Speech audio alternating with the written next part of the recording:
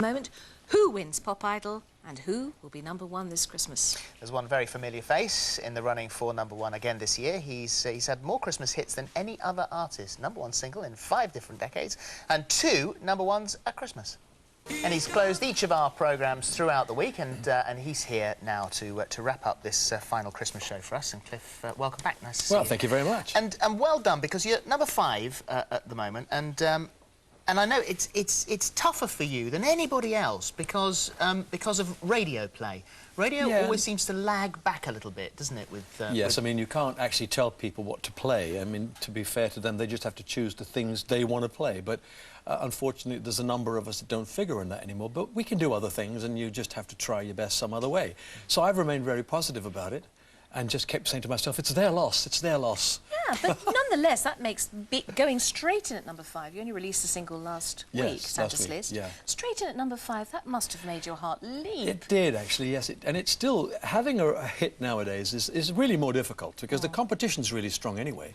When you think of what comes out Christmas week, and that's another thing I'm learning, maybe I should do what everyone else does. Everyone releases their record on the week of the Christmas chart. And so, I mean, I released mine last week, but you see, call me old-fashioned, but normally we'd release the record 5 or 6 weeks before Christmas, so you build up and you have, therefore, a good sale. Millennium Press sold 1.4 million in 4 weeks. Mistletoe Wine sold more than 1 million in 3 weeks.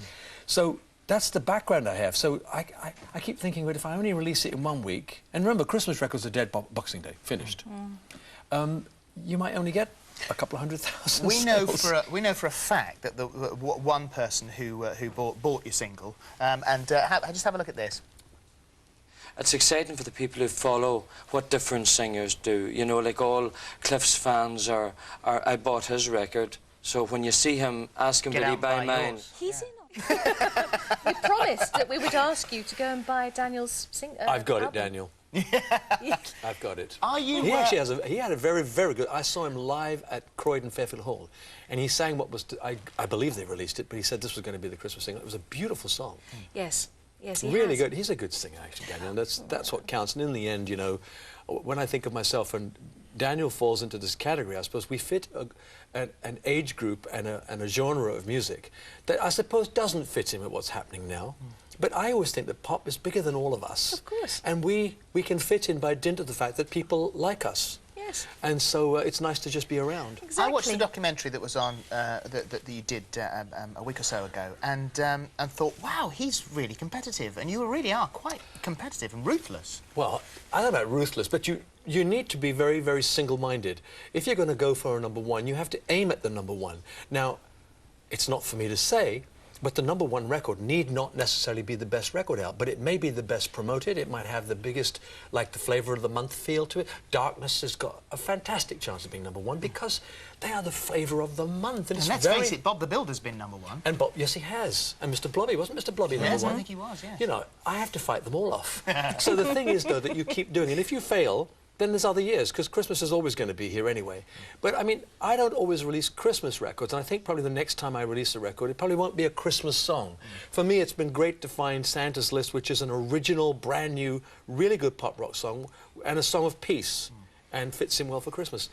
And win or lose, I feel I've introduced a song that could be sung by other people at other Christmases, you know, in years to come. Well, you're going to sing that for us a little bit later. Yeah. In the meantime, I'm very glad that you have a snowball. Oh, I love Cheers. this Cheers. stuff. Cheers. Cheers. Cliff on You the won't be able to advert sing card. in a minute. I will. What will Oh, you my be goodness. doing for Christmas? What is life like? Do you all sit down and eat the turkey and watch the Queen? And Yeah, we tend to use Christmas Eve as well.